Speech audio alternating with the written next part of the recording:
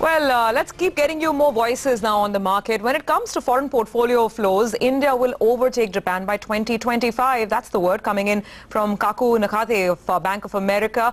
And she's the India head of the Bank of America, that is. According to her, India's consumption story is a long-term story. In a conversation with Cnbc TV 18's Ritu Singh, Kaku also says that bank recapitalization reforms are not just helping India's sovereign ratings, but also drawing more investor money into PSU banks. So just to highlight that India just started issuing the green bonds, which the earliest was 2015, when Exim actually raised the US dollar bond in the global markets. We are around 6 billion today. I agree with you, sky is the limit. Just to give you a correlation is when China actually started the same time we started raising the money, and they have already become the largest issuer in the last 2 years. So given that the growth plans that we have in infrastructure, given that Prime Minister has clearly laid out that 40% of our energy has to come from renewables, also from a pollution perspective, it is going to be important. Everywhere you see metros are being dug up, so that also forms a part of the financing.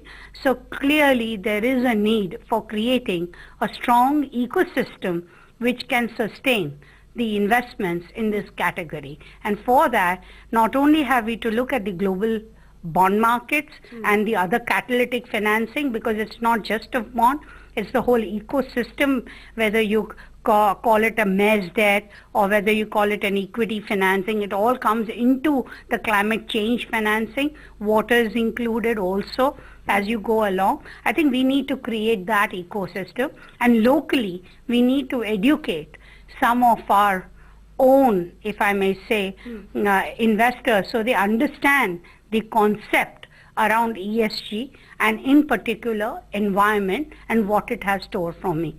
I would say, and taking the liberty, I would say that if there were certain tax benefits given for green bonds, it would definitely help to kickstart this, just like how we had done for the debt market. That was my next question. In terms of the regulatory challenges, what more? I mean, of course, tax incentives will be big.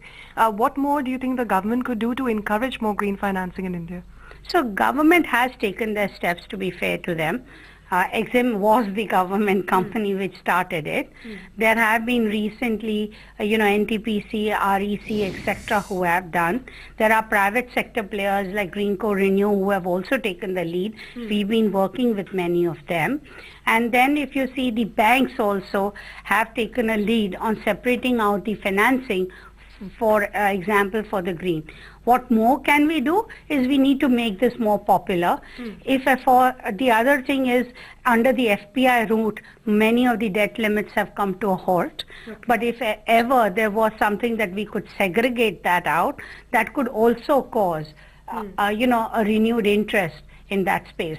But before that, the auditing, how we are going to really monitor it, has to be in line with all the global standards, and that's where we really should be spending our time, so that it can fall out in that particular fashion. All right, on that note, we need to take a quick break, but